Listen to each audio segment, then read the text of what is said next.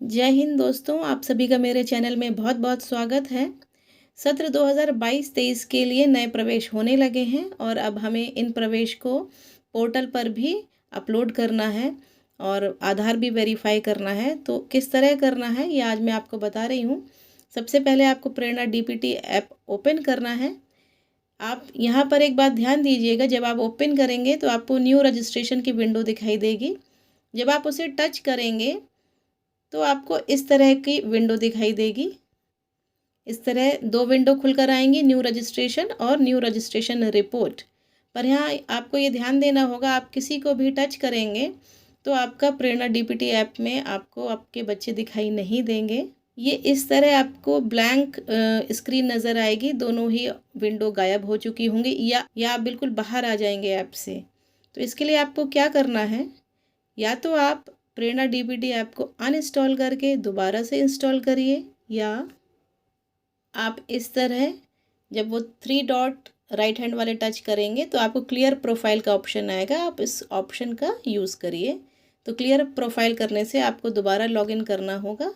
उसके बाद जब आप प्रेरणा डीबीटी ऐप खोलेंगे तो अब मैं जैसा बता रही हूँ वैसा ओपन होने लगेगा आपके मोबाइल पर। ये प्रेरणा आधार डीबीटी ऐप ओपन हो रहा है। इसमें लोकेशन के लिए पूछा, तो सबसे पहले हम लोकेशन ऑन कर देंगे। लोकेशन ऑन हो चुकी है। अब इसमें आप देखिए साफ दिख रहा है न्यू रजिस्ट्रेशन 2022-23, इसको क्लिक करेंगे।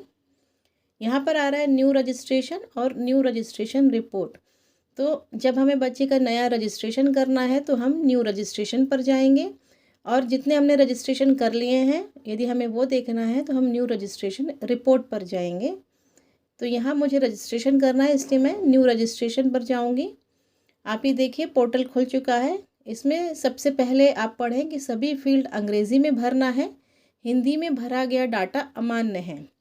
अब सबसे पहले कक्षा चयन कर लें, जिस भी बच्चे का डेटा आपको फीड करना है। एक हम भरेंगे प्रवेशांक, तो प्रवेशांक मैं भर दे रही हूँ। इसके बाद छात्र की प्रवेश तिथि, तो छात्र की प्रवेश तिथि है 22/4। तो इस कैलेंडर को टच किया तो ये 22/4 पर हम ओके कर देंगे, 22 तारीख पर। छात्र का आधार बना है या नहीं, तो आधार बना है तो हाँ। छात्र छात्रा का पंजीकरण आधार के अनुसार करना है। अब सबसे पहले हम छात्र का नाम भरते हैं। आधार के अनुसार मैं भर रही हूँ। देखिए स्पेलिंग इसकी है ANOOP, आधार के अनुसार वही मैंने भर दी है।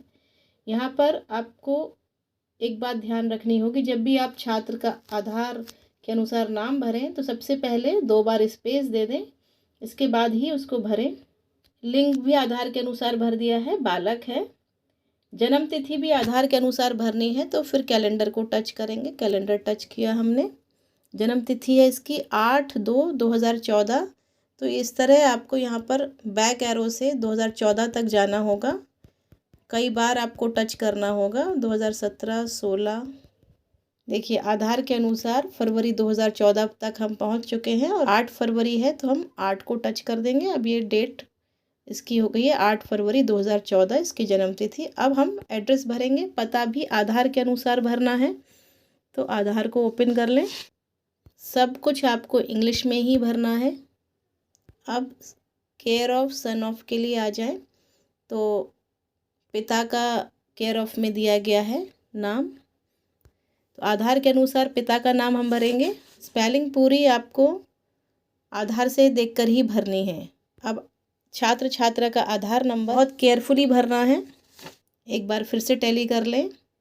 अब अभिभावक की सहमति, पिता का नाम आधार के अनुसार, इसके बाद माता का नाम वो भी आधार के अनुसार, इसके बाद आता है मोबाइल नंबर, इसके बाद अन्य जानकारी में सबसे पहले धर्म,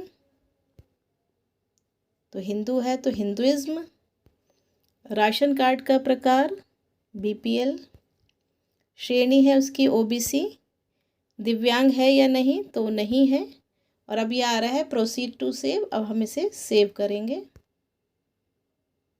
आधार number, student name, gender, student की DOB और सन ऑफ या केयर ऑफ। यदि इसमें कोई भी आपको लगता है कि मिस्टेक है तो आप दोबारा कैंसिल करके इसको फिर से ठीक कर सकते हैं। यदि आप प्रोसीड कर देंगे तो ये सेव हो जाएगा।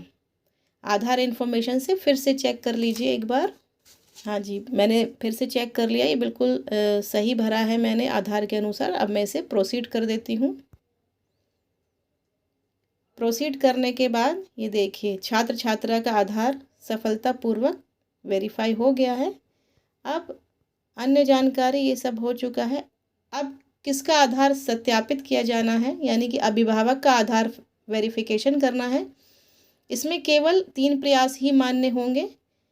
इसके लिए अब आपको यहाँ सिलेक्ट करना होगा किसका आधार आप सत्यापित कर रहे हैं, माता पिता या अन्य।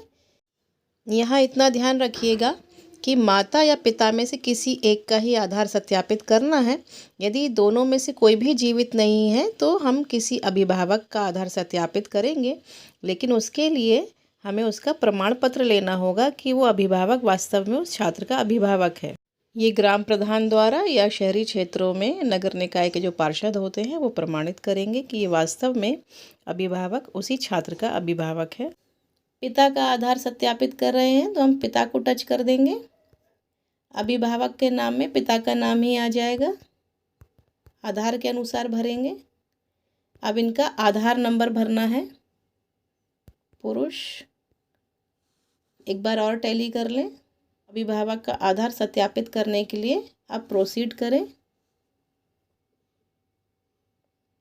ये अभिभावक का आधार सफलतापूर्वक प्रमाणित हुआ। अब इसे पूर्णतः सुरक्षित करें, सेव कर लें। आपका डेटा सफलतापूर्वक सुरक्षित कर लिया गया है। अब न्यू रजिस्ट्रेशन रिपोर्ट पर हम जाकर देखेंगे कि ये एंट्री हुई है या नहीं। तो ये देखिए अभी तक मैंने 2 बच्चों का आधार वेरिफिकेशन किया है। ये दोनों बच्चे मुझे दिखाई दे रहे हैं, पहला है अंकित और दूसरा है अनूप।